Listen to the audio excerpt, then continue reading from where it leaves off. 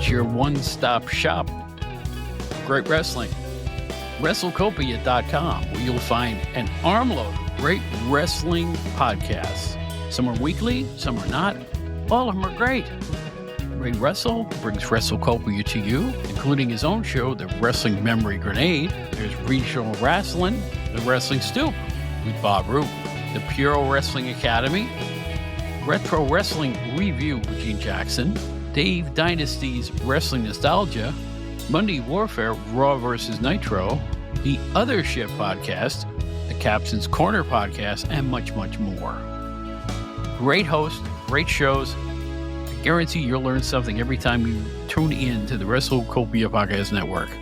Where do you find all these shows? How about starting it this way? Just log on to WrestleCopia.com. There's nothing else like it anywhere.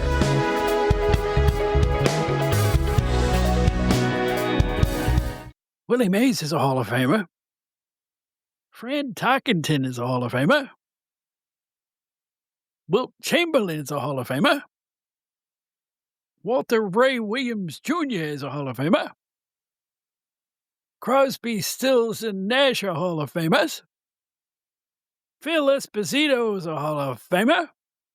And Bob Smith is a bum. It's all about the International Pro Wrestling Hall of Fame this week on The Outdated Wrestling Hour.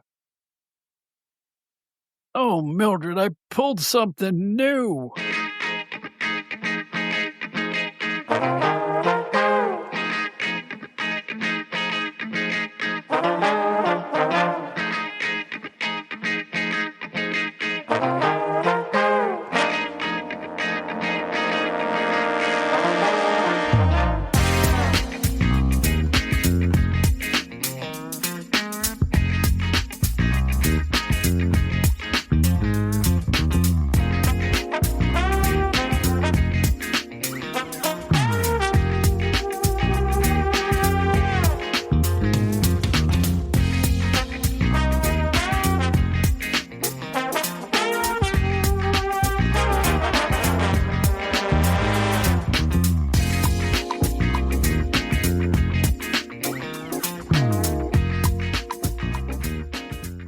Hello, everybody, and welcome back to the Outdated Wrestling Hour. I am Bob Smith, the former managing editor so long ago of Pro Wrestling Illustrated. Thanks for being here. I really appreciate your support. I'm flying solo just this 1 week. Our good friend Joe Puccio, fellow Carvel maven, is on vacation, and I'm jealous. Because I'm wearing myself out to a nub bringing you all these podcasts. But no, that's not true. But in any event, I'm hoping he's having a good time wherever he's basking in the sun right now. In any event, we've got a special show for you. As I told about last week, we're going back to Albany, New York, to the International Pro Wrestling Hall of Fame. You're going to find out all about it. It's coming up next weekend. All right, the Saturday and Sunday, the 11th and 12th, I believe, are the dates. Just type in International Pro Wrestling Hall of Fame. It comes right up in your browser. You'll get all the information, how to get tickets, all the events. You're going to be part of this one. There's so many famous people going to be taking part. It's crazy. And we're going to tell you who the inductees are, the special events, everything surrounding it. The Hall of Fame itself, which is amazing. The beautiful arena that it's housed in Albany called the MVP Arena. It's beautiful. You might want to check this out. I think it's worth your time and worth your effort. And we'll get right on to it with Seth Turner. The show will be a little shorter because we don't have our usual kibitzing with Mr. Puccio. I miss him already. I do, because we have found out through various media that the Carvel Talk is one of the most popular things we do here. I can't even put my words on why. I think everybody has their memories of Tom Carvel and everything else that goes with it. And it's just a nice respite from all the talk of professional wrestling. I'm going to make one editorial point before I shut this off and we'll go to the interview. Go to Ticketmaster and price WrestleMania tickets for next year in Vegas. Just do it. I know I'm an old man. I know I've been around the world many times when it comes to professional wrestling. I've been part of the business. I've been a fan. I've been all of it. I just go and look at the ticket prices for WrestleMania in Vegas for next year. One of the TKO executives, actually TKO President Mark Shapiro, on social media, and I guess he was at a Goldman Sachs press conference. And I'm going to read a quote to you via Goldman Sachs conference. Shapiro stated, and I'm not going to damn him, but this is what he says. He says Vince McMahon was primarily pricing tickets for families and wasn't focused on maximizing the quote opportunity to increase said prices like TKO is focused on doing. Here's the quote. WWE, and this is several weeks old, you probably read this somewhere. WWE is not where the UFC is yet on ticket yields. We have our work to do there. But we've seen a meaningful increase as evidenced by the 59% margin second quarter. A lot of other things. And then the last part of the quote is because UFC is breaking records everywhere they go. And then, like I said, go look at WrestleMania tickets for next year. Oh boy, they're going to shoot themselves in the foot. I am telling you. And I'm not rooting for them to do it, but they're going to. Because the professional wrestling bulk of the crowd is not the same as a UFC crowd. UFC is like boxing, special events once in a while that you save up for and you go.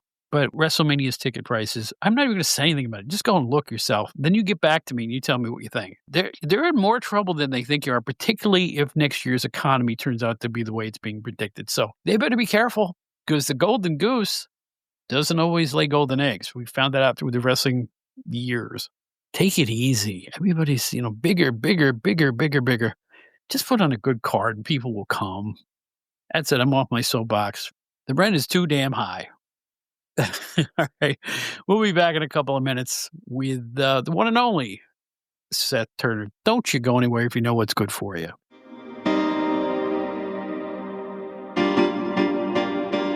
Attention, Gen Xers. If you'd like to explore the era that appeals to you, look no further than GenerationXWire.com. The generation who grew up with the elite in entertainment, music, movies, TV, books, pro wrestling, and more finally has a one-stop destination for all their Gen X needs. From Aerosmith to Batman to the Killer Bees to the Twilight Zone, there's something for everybody at GenerationXWire.com. You won't find a more eclectic mix of pop culture content than at the leading website that specializes in the greatest generation, GenerationXWire.com. Check it out today.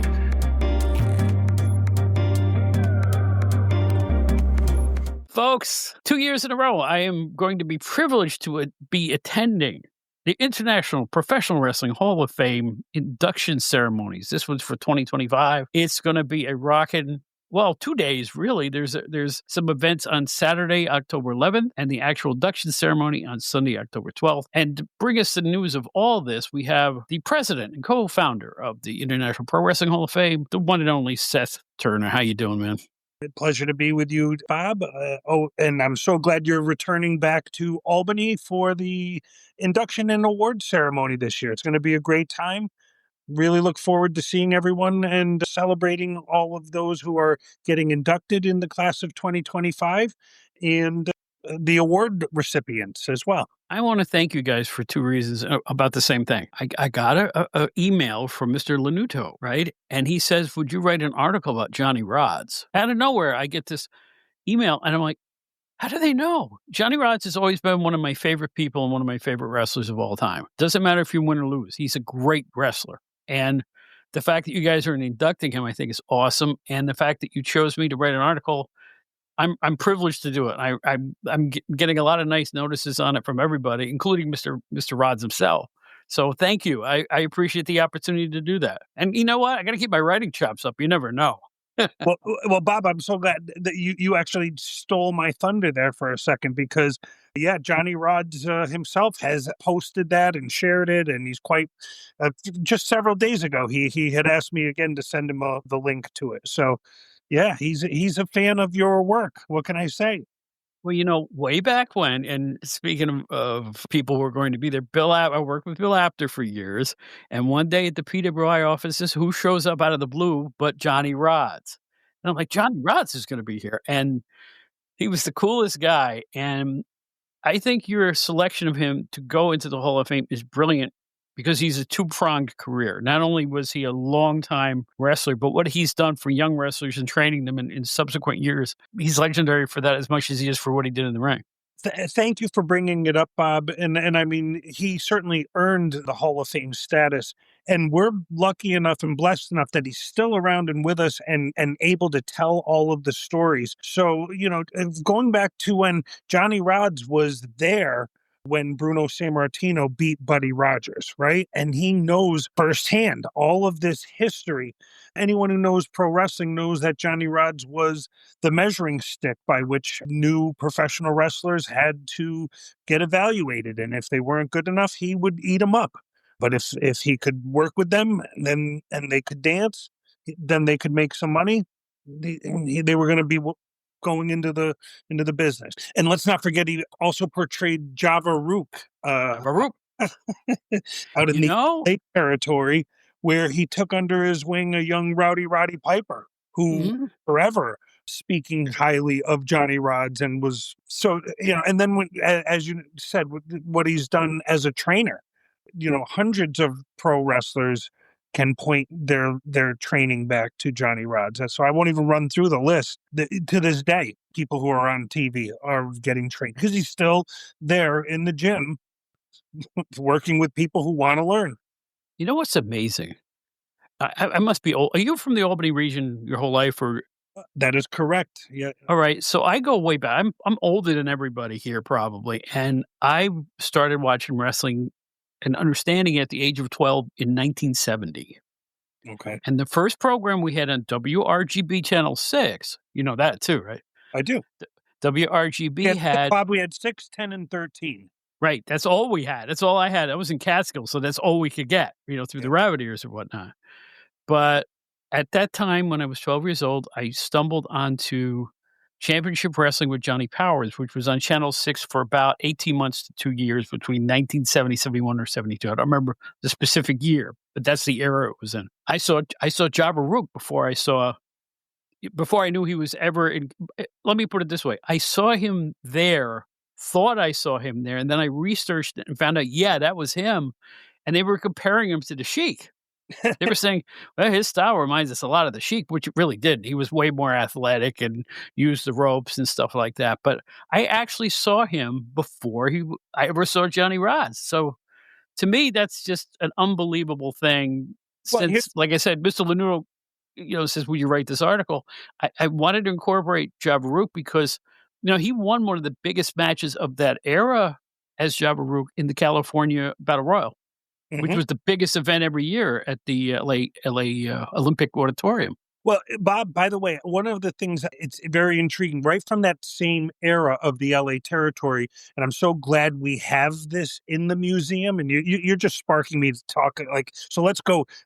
Is we have the Jules Strongbow Scientific Wrestler Trophy, and what that trophy is that was 1975, I believe, after Jules Strongbow, and of course we're talking the real Jules The Strong. original Drew Strongbow, right?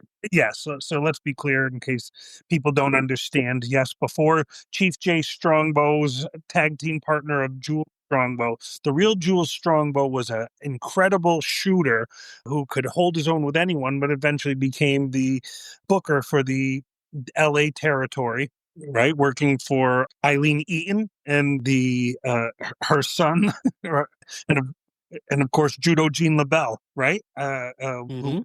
Forcer and the brother of Mike LaBelle, right? But that the Jules Strongbow Scientific Wrestler Trophy was done after he had passed away. They wanted to recognize him, and this trophy got traded back and forth between Roddy Piper and the Guerreros, all of them. Right. And so, but you can't find these matches to watch because, as you know, they filmed over them the next week. The tragedy of the overused videotape, or what they call pneumatic tapes in the TV business, these big honking videotapes that they used back in that era. Pedro Martinez, who was the promoter of the NWF that was on in Albany, his son, after Pedro died, his son Ron Martinez said, "Listen, he taped over everything we ever did, everything. There wasn't a frame of it left." I think some of it ended up in the IWA. They used the same cartridges probably. Yeah. So it's like, but nobody who could foresee though the DVR, the VHS. Nobody. It wasn't even a thing when those promotions were around. Right. The goal was to be on TV to draw the fans to come to the local show Yeah, and to run through, where everyone was going to be. Right. it started and ended with selling tickets. That's basically all they did. Everything they did. We would hear about the Armory in Albany. We would get the RPI Fieldhouse in Troy, the Glens Falls Civic Center, out toward Utica or down to the Kingston Armory. Right. I can't tell you the time I spent at the Washington Avenue Armory. I was there a lot in the WWF years. I was a regular. My best friend Rick Stickles and I, and his beat up beige Volkswagen Beetle, would bring our friends, and we would, well, one more friend. That's all the car would hold, and we would see every wrestling card we could, and it was affordable. It was like $4 or something like that. So Well, and I was lucky enough to be what's now called the MVP Arena, but the Knickerbocker Arena WWF showing, and we've got the card actually on display at the museum, and someone brought in a ticket from that era too. But think about it, at that arena, which was the Knickerbocker in Albany. First, it had Frank Sinatra was the first performance there, and then WWF was the next showing to fill the brand new arena in Albany. maybe you know better than I do. Was that SummerSlam? No, that was a card in February of. Just a February card. Okay. All Yep. right. Because I was there. I came up from New York City to cover the SummerSlam at that arena where Flair won the belt. So that was the '92 Royal Mm, Rumble, right? right. With a tear in his eye, Ric Flair beat, and look at the gauntlet he ran that day, and all of the performers who were there and in the ring, and so that's why, Bob, and I know you've got to see it firsthand, but how you can appreciate that what we've got by having a museum that's inside an arena that's first in and of itself can claim great history, but even just the Albany Capital District area, the Northeast, right? I mean, there's been great wrestling going on there since before you and I even know about, right? But because the railroads and the canals and the river systems all met there, and so did all of the guys who were serving in the military. So it was just natural and organic that Troy, Schenectady, Albany, and the people from Vermont, everybody was going to get together and watch the fights periodically. Yeah, and I only recently found out, and I should have known this long before I learned about this. Maybe a couple of years ago, I found out that WRGB Channel 6 used to have live wrestling on. It was at the 50s, I believe, and it was that sounds amazing. And big name stars too that I never dreamed would be in the Albany area took place on those TV matches. Yeah, and I believe, and this was when the initial Pro Wrestling Hall of Fame was founded in Schenectady, and they had claimed, and I believe it to be accurate, that WRGB was the first television station to be broadcasting professional wrestling back in the 1940s, I believe. Again, someone else can cite it and go do the history, because what I've learned is every time you think you know something, right, then somebody changes Yeah. the question. Mhm. Because recently, I am aware that there are some other people who have unearthed some earlier films of pro wrestling that may have been shown on a local station in some place somewhere else. So I don't recall what it was specifically, but that's why we listen. History should be, it's living. Let's continue to learn. Right, exactly. And you can learn a lot by visiting the museum. I by the way, our previous show we had on Justin Race, Wonderful. who is going to return with Mrs. Harley Race to this year's induction. Why? He loves the Hall of Fame. That's the whole reason he's coming back, because he was inducted last year. Now, he told me he had such a wonderful experience. He can't wait to come back. And Bob, first of all, we love the racers. I mean, they're just such wonderful people, and Yeah.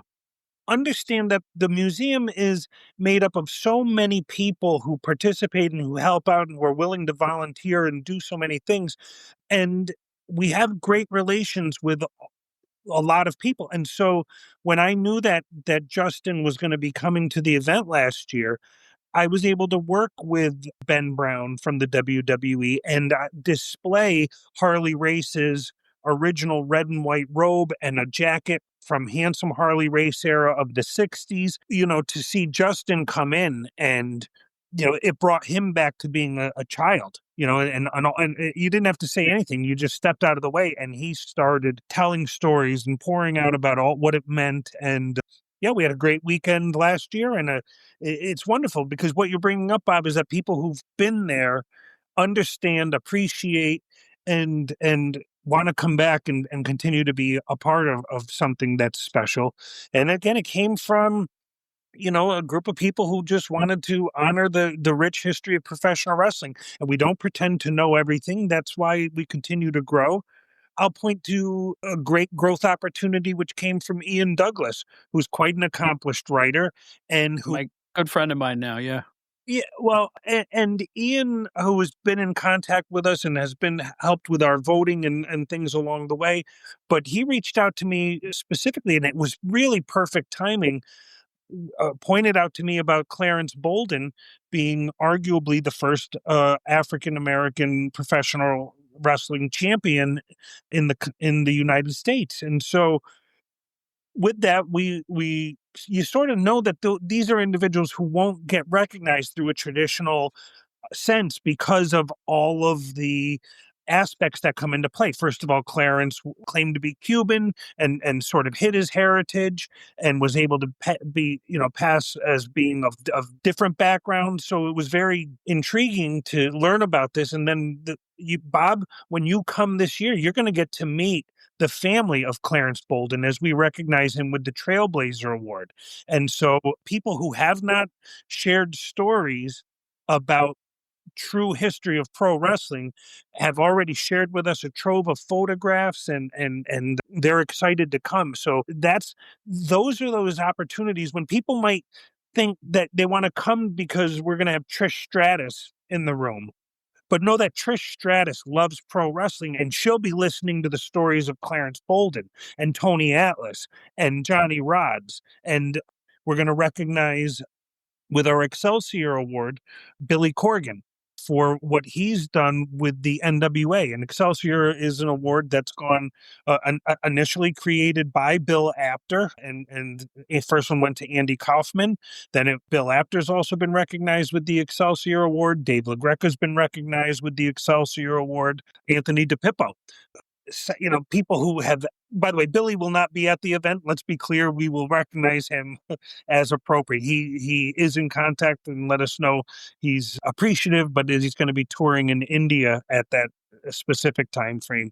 So it'd be a little bit tough for him to get back and forth. So, but let me just say again, just as I spoke highly of how the WWE has been helpful and cooperative and collaborative, you know what it was like to be invited by the NWA to the ECW arena down in Philadelphia to watch their NWA 76, where I got to see a NWA championship change hands when EC3 lost it to Tom Latimer.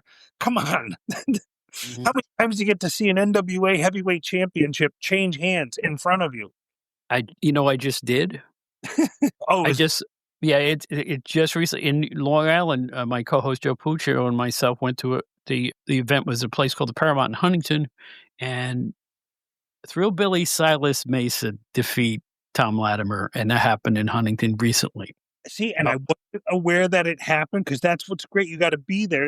You got to be there to see it, yeah, because most of those larger events are TV tapings. Yeah. So it is great because they have moved into being represented. I believe it's on Roku, whatever it might be. Yes, it is. It's a new. They keep calling it the Roku channel, but it's a section called Wrestling Central on Roku. Cool. It's like its own channel. It runs 24 hours a day. Thank you for that tip. Okay, all right. So we're bearing our lead here. What's that? Because we're burying our lead, as they say in the newspaper and magazine business. It's time. Let's go through all the inductees. I mean, these are the people that I think our fans who listen to this would want to come and see and be part of. It's a great field this year. I couldn't be more impressed. The floor is yours. Let's find out who's being inducted. You already let the cat out of the bag. I did. I mentioned it because, well, this was announced in February of 2025 that Trish Stratus is getting inducted into the International Pro Wrestling Hall of Fame. And we're very excited because she will be attending. By the way, I'm going to stop and say the event's being hosted on October 12th. It's at the Desmond Hotel in Albany, New York. You can get your tickets at www.prowrestlinghall.net or just Google us and, get your tickets. Very reasonable, $100 for the dinner tickets, but that gets you access to everything we're doing on the weekend, or you can show up. But anyway, let's stick to the inductees. I'll talk about the weekend after. So we have Tito Santana is getting inducted. Tito will not be attending this year. He has attended many times. He just has been preempted. And so in fact, Tito was at our very first Hall of Fame induction. He's been to multiple ones. So He was there last year as well. He certainly was, but this is what happens. We just couldn't coordinate it, and we always make sure that we present the ring and do something special for our inductees, no matter what. But Tony Atlas is being inducted this year, and I will share that because we've announced it as well. Inducting Tony will be his longtime tag team partner, Tommy Wildfire Rich. So it's going to be a TNT event. We have Johnny Rods is being inducted. Rocky Johnson. and Johnson. It can get a little overwhelming. I mean, something of this magnitude. First of all, you got a Hall of Fame to stock. You have to have people run it. There's also the situation where there's going to be a side room there with events going on Saturday, and there's so many minute details to these things. It's not just, well, everybody's going to show up, we're going to have a good time. No, you've got awards, you've got plaques, you've got rings, you've got people flying in from all over the United States. Flights, hotel rooms. Yeah, absolutely.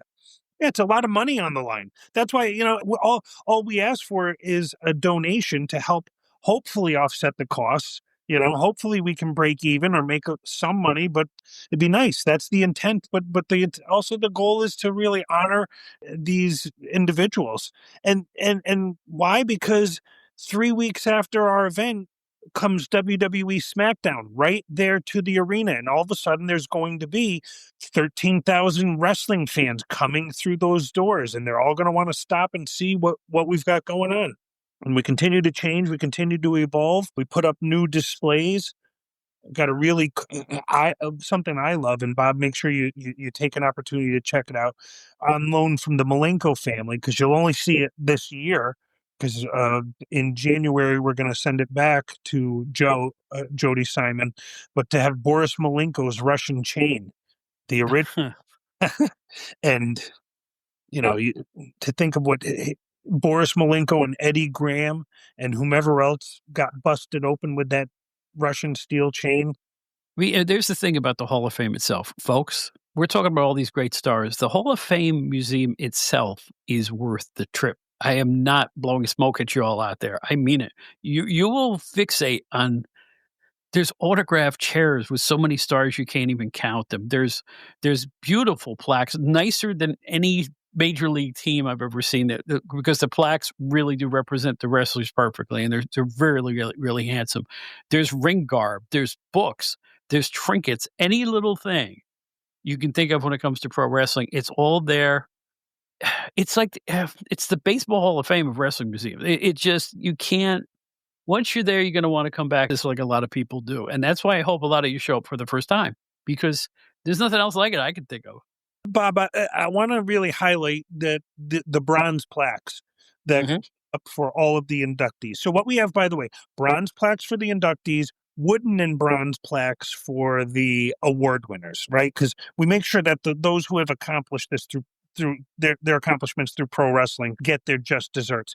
Those bronze plaques, back when we created this museum and had nothing, but I had to sit there, not just sit there and think about what makes a Hall of Fame, but go and visit as many types of Hall of Fames as possible to take it in and think and consider, and really felt as though those plaques representing the inductees make the Hall of Fame. And so what we do is we have the bronze plaques are on display. And by the way, they're expensive. I'm not going to lie. And what I did was I went to Yankee Stadium, Legends Field, and I found out who did the bronze work in Yankee Stadium. It's a company, US Bronze, which is right in Long Island. So that was nice. It's supporting New York businesses. A guy named Greg Wachtel, who's one of our trustees, and big thanks to his wife Justine, because Justine always is the one who edits. But Greg puts together those plaques on an annual basis. It takes a lot of work because we get it approved by a lot of people to make sure we've got the right image. But yeah, when you see those images, they come to life in front of you. And Bob, one time it was a Judas Priest concert at the MVP Arena, and I was open just to, let the people come in and check it out. And there was a young lady who was blind, who I didn't even understand how she got so fascinated feeling, and it was the Stone Cold Steve Austin plaque, but she felt all of the wrestlers and could put the image in her head of what she had always known and loved. It was really cool. It is really cool. There's more stuff, folks. All this sounds really amazing, and it is, but there's more stuff. You never know what other professional wrestlers and professional wrestling executives might show up. That Am I right about that? 100%. We've been surprised. A lot of times you'll get tipped off because somebody will call you from the airport or something, say, "Hey, did you know so and so's in town?" And all of a sudden, there they are. But that's why I also never want to mislead people, because if you're coming because you want to seek autographs, and all this, well, that's not what we're there for. We're there for the history of pro wrestling. We're there to celebrate the award winners. And specifically the awards winner during the dinner. That's not an autograph opportunity at all. Right. Exactly. Here's what. No, everybody's in suits and dresses. This is how do I put it? It's enjoyable and fun, but serious too. That's the only way I can put it. Yeah, well, we try to book it like a pro wrestling event, but it's Mhm. we kind of refer to it as pro wrestling without the wrestling, right? Right. You're going to bring them down. You're going to make them angry. You're going to have Yeah. fun. You're going to have them cheering. Maybe have them booing. Mhm. A little something for everyone. But I think having three great hosts.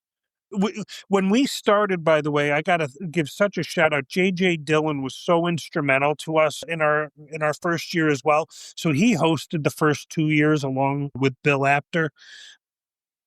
But then Mac Davis just is so incredible at first announcing, emceeing, and then video production. And if you watch any of his podcasts with Teddy Long or with any number of the wrestlers that he does, it's top shelf. So you got Mac keeping those two in line as we'll get the LaGreca rants going. We'll have Bill Apter just being Bill Apter. By the way, Bob, that's one of the events we're going to have on Well, Saturday. yes, you've recruited me for this, right? I mean, I'm gonna let the cat out of the bag. I'm gonna have a role in Bill Apter's 80th birthday celebration. Am I right? That is right, Bob. You are going to help try to control the uncontrollable. Uh, uh, uh, That's just Bill. Good luck. It's like the Tasmanian devil, but with a comb over. Yeah. Because what we're going to do, a lot of people, I mentioned previously, I realize I'm jumping all over the place, but No, it's fine. It's fine. last year, Kurt Angle was not able to attend the induction event. So we worked with him for when he was available. And why? Because he was out representing U.S. wrestling. So in January, we had Kurt and we had Bill Apter, and we did a nice intimate event for about 35 people.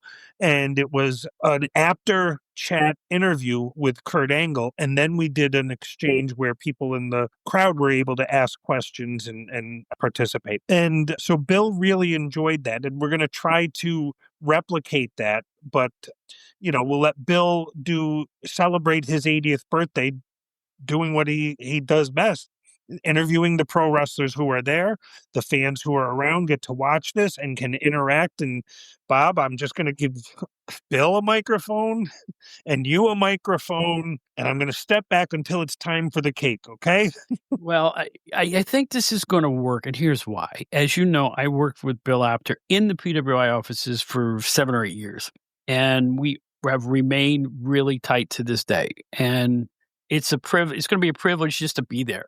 So we're gonna have fun. I'll do my best to control the guy, but, Bill is a whirling dervish of creativity and manic energy, and it's like he is I'll tell you one thing, you won't be bored with this thing. It's gonna be a lot of fun. In the past, at some of our induction events, we've had the Bill after hours party where he would do a one man show kind of after we had a full day of events, and like imagine how much fun it was to see like Ted DiBiase getting made fun of by Bill Apter, right? Mhm, mhm. And Dory Funk Jr.'s there to watch it, right? And these are the stories that you get to tell by going to our types of events. How great was it last year, Bob, when The Godfather was there? Was that a meet and greet? Was that how you describe what you did last year before the event on Saturday? That was so much fun because Justin Race and his mom were there, and it was actually Sunday before the event. A great bunch of local wrestlers, including Kayla Sparks, were there. We had a couple of podcasters were there. Mario Savoldi was there, the nicest guy on the planet, along with, Daniel Archambault May, who runs his videotape division. See, I said it right, it's pretty good, right? I'm And I'm really proud of you. And Daniel is a genius. he is. Talk to him for about 2 seconds, and you realize, oh wow, that's why Mario's working with Daniel. Daniel knows everything to an extent where it's scary. 50-year-old stuff he knows intimately. I don't know how he does it. If it exists in the Mario Savoldi library, Daniel can recall exactly what it is, where it is, what happened. So, we all had such a nice time doing that last year, and this year's format is a little different, but it's gonna be every bit as much fun. Bob, and that's you know why? Because we have to work inside of a museum, right? Mhm. Inside of an arena, pardon me. And so what happens is on Sunday, there's going to be an orchestra performing at the arena. And so all of a sudden we have to shift what we're going to do around. That's when we shifted everything to Saturday night, and that'll work out perfectly. So now we'll do a Saturday night and a Sunday night. We'll still open the museum on Sunday in the afternoon for people who want to go for a tour. But because there's, this orchestra performing, we'll low key it in the arena on that day, but it will be available for those who want to go tour. Oh, that's good, that's good. Yep, we'll open it up but then we'll basically just Saturday. So anyway, Saturday is at the arena. Let's be clear. Saturday night we'll have it open from 4 to 8:30, whenever the party ends for after. It starts at Mhm. 6:30, but anybody can drop in. That's open to anyone. But if they've got dinner tickets, you can stick around for the after party. If not, we do ask for a donation to get Mhm. there because we're, you know, Yeah, you are this is all for the benefit all of this is for the benefit of the museum. right. Everything that's happening this weekend, everything they always do with all these events, including the dinner and induction, is for the benefit to grow the museum. Am I correct? Bob, and when you walk in, you're going to see some of the new artwork that Tony Atlas has contributed to the museum, including the poster, which will have available prints of this year's inductees. I mean, it's first of all, Tony is amazing as an artist. I Uh, didn't even know he was an artist, and then I saw his work last year, I almost fell on the floor. Yeah. So he did one of the poster with all of the inductees this year. Then he'd asked me what I wanted, and I asked for one particular poster, and he made it of Bruiser Brody, and I love it. And then he happened to also have made one of himself and Rocky Johnson as the tag team champions. And so now when you walk in the museum, that's the first thing you see, and it's amazing. So that's what one of the things, Bob. Like if you show up there on Saturday, Tony will be there to sign those prints if people want to pick them up of this Mhm. original artwork that he just did. Don't pass these opportunities up because use the 5 and 10 year rule. Will you be able to do this in 5 years? Will you be able to do it in 10 years? I don't know. Take advantage of these opportunities. Yeah, I feel a growth spurt coming because not only, was last year's event so it opened my eyes, but now you've got Trish Stratus and other people who are a little more contemporary being elected. I think that will help. Ask the man in the street who is Johnny Rodz, they may not be able to answer in 2025. But if you ask somebody who's Trish Stratus is, everybody knows who he is. So it's one of those situations where I think you've got a nice mix of inductees this year. Bob, thank you. And I'm going to say, like, we just talked about The Godfather was there last year. Well, on his social media, he just shared wearing our sweatshirt as he's hanging out at home. I saw that. You know, Yeah. cool is that? And I say that because Trish Stratus has been a supporter of ours at a degree that you can't imagine for years now. I got to say that Trish and Lita were two of the first big name wrestlers. The first wrestler to ever visit the museum was Mick Foley. A Okay. couple weeks later was Trish Stratus and Lita. They actually preceded our first year's induction because we filmed an episode of WWE's Most Wanted Treasures. So that happened to have gotten filmed during the summer months, and then a few weeks later was when we did our actual first event. So Trish, at that point, since that point, has worn our T-shirt on Canada's Got Talent in one of the commercials. She's put it up on her social media, and when I ran into her again down the road, I said, "Trish, I've noticed you've done this." She said, "Seth, that's in the regular rotation." And I'll share with you. You know what other wrestler said that to me? Mark Briscoe. Of all people. That is correct, because Yeah. one time the Briscoes, Jay and Mark, they cut a promo and Mark is wearing our shirt in the promo. It was awesome. Awesome, awesome. Imagine the pop that I had when I saw that. That's what it is to be part of this museum, right? We were volunteering in Poughkeepsie. It was for Northeast Wrestling at the time, run by Mike Lombardi, who puts on a fantastic show. Go see NEW anytime you can. We were working meet and greet, but at my table was with Tito Santana. That's what I mean. Tito been a great supporter all along the way. And the Briscoes ended up being next to us, and the line was crazy for the Briscoes, but they loved it that we were with Tito. And then on the other side was Hale Collins. And I bring that up because Hale Collins is now with the Now of his partner Vic Delicious. They're now the guys running the Poughkeepsie Civic Center and that territory, the events, and I watch what's going on. And then And there's another thing your organization does that a lot of museums of similar ilk do not do, is that you're supporting the indies a lot. I noticed that right away. From last year, you had a show, I think the night before one of the Hall of Fame induction, and you're always pointing out other organizations that are trying to make inroads in a very, very cluttered independent scene right now. So hats off to that, because it's like you're looking at the past, but you're also looking toward the future. well, that last year there was an event with Dynasty Wrestling, and we want to do a good shout out to Chris Envy, who does a great job. Dynasty's actually going to be running several days later. They couldn't get a venue the same weekend as our event, so anyway, that it is what it is. So anybody who is interested, that'll be Friday the 17th, I think. Dynasty's got a show up in Albany. Great events and shows. These are all. That's how we got started. We got started by getting on the road before we even had a museum. We got on the road, went to the events, tried to spread the word, tried to tell people what we were looking to do, tried to fundraise. That's where the steel chairs, Bob, they came from a gimmick we would work where we would raffle off autographed steel chairs. It created the Steel Chair Posse. And talk about happy fans. Imagine if you win a steel chair autographed by every wrestler on the card that night. Yeah. Like I said, the reputation of the museum is spreading, and people who haven't seen it want to come see it. Well, we're just trying to keep it alive, Bob. That's all it comes down to, again, because new volunteers, people who are stepping up, can't thank all of them enough. But let me at least point out, you got Mike Lanuto, who's been the vice president and a stand-up guy. But Bob, unfortunately, he's now a Greene County legislature, so that's drawing him to physically have to go, take care of your county where you're from. That's right. That's right.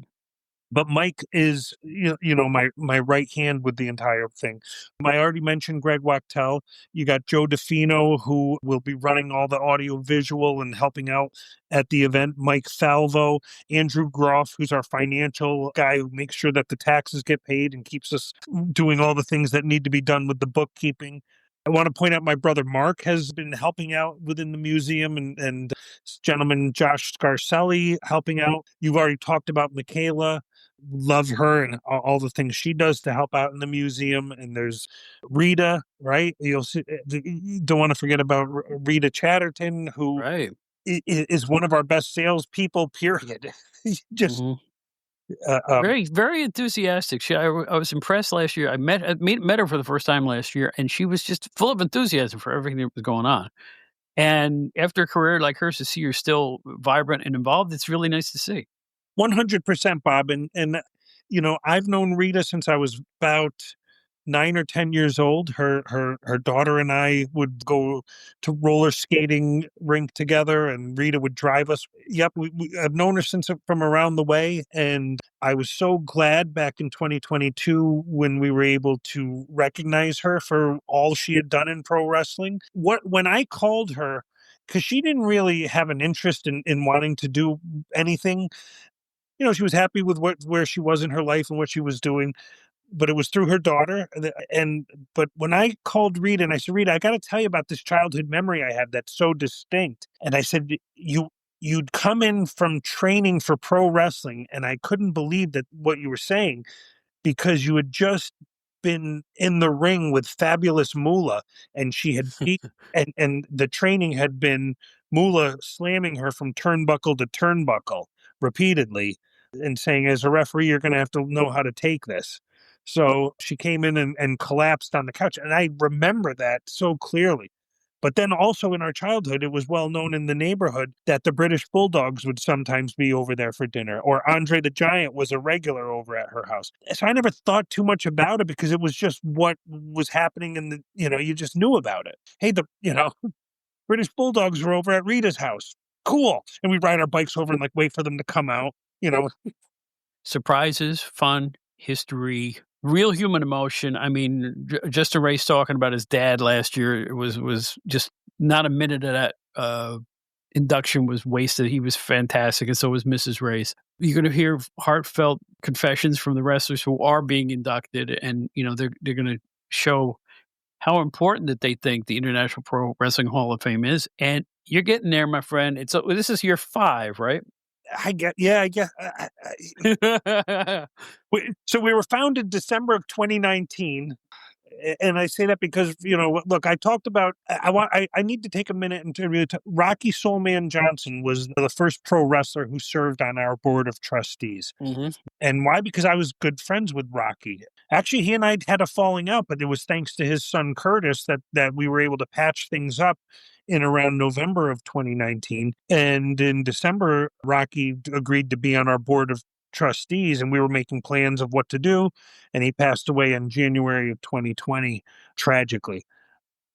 And I bring it up because I'm so happy to know that Rocky's going into the Hall of Fame. It's crazy because yes, I'm in contact with the family, and not Dwayne. So anybody who says no, but trust me, like, and you don't know who may or may not be there because I'm in contact with them, and we'll see what goes down. Rocky Johnson getting inducted is a big deal. Recognizing Tony Atlas as an individual wrestler, and again, you get to hear all those stories. Tommy Wildfire Rich there to help buttress support, and I'll let you know Tony's daughter is going to be there, and how awesome is that going to be? Trish Stratus hasn't done anything in public in months, as she had to devote her energies and spend time with things that were far more important than pro wrestling. But she's committed that this is going to be the first event in months, just so she can take a step back out and let people know, if you want some stratisfaction. There you go. I think it's a good way to cap that right there. It's going to be a blast. It's the International Pro Wrestling Hall of Fame 2025 induction ceremony.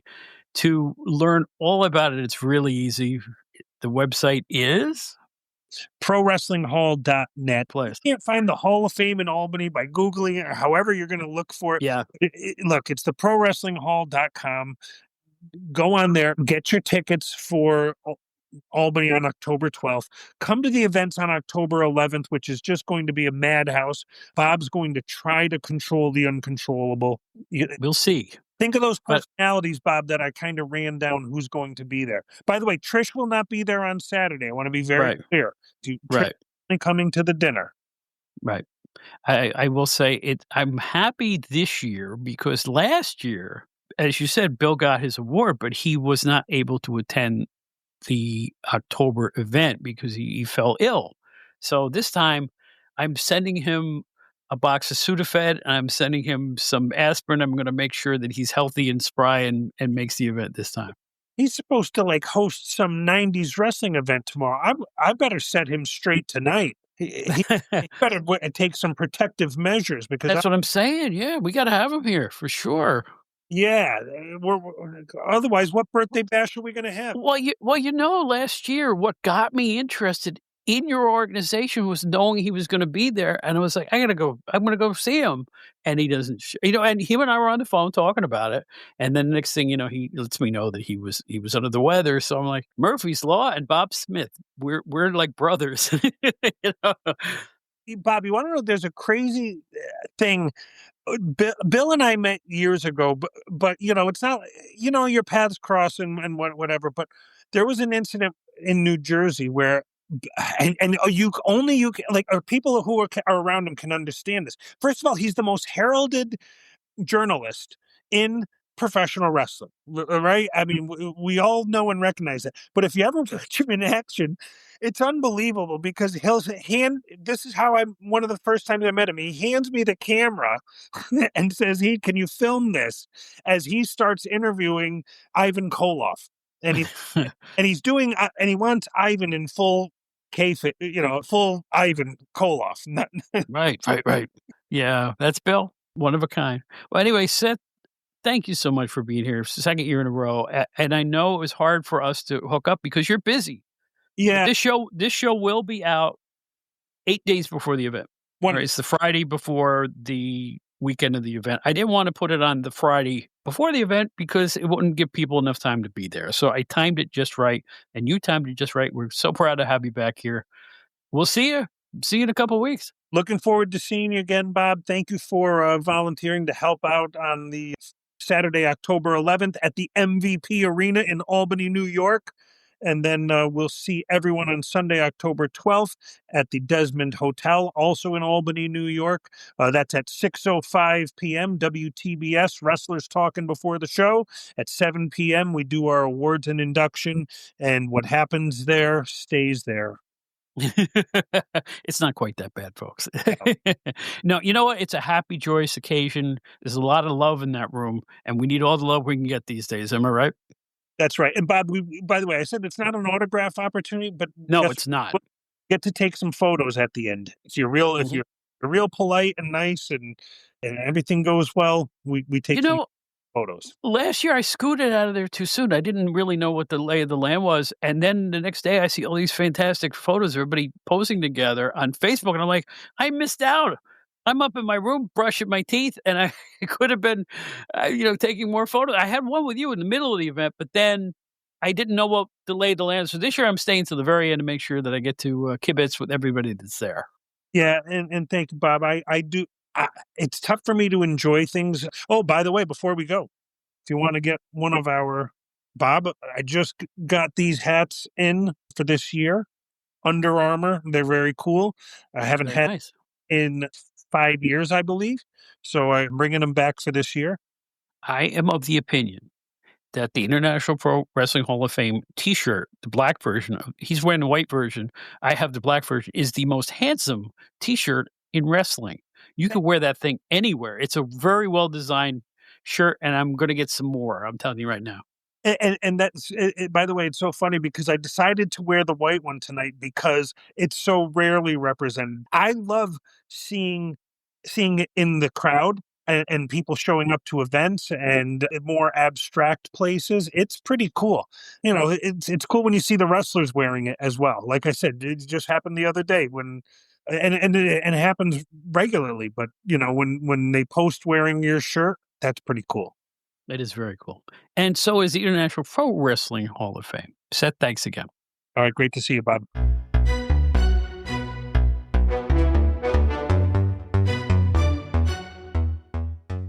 Well, we hope you enjoyed the show. tonight, and we hope that you avail yourselves of the International Pro Wrestling Hall of Fame and every other Hall of Fame. Let's look back with fondness at the great professional wrestling that we all grew up with, and even before that. Life is short. Let's pay homage to the stars of the past and the wrestling of the past.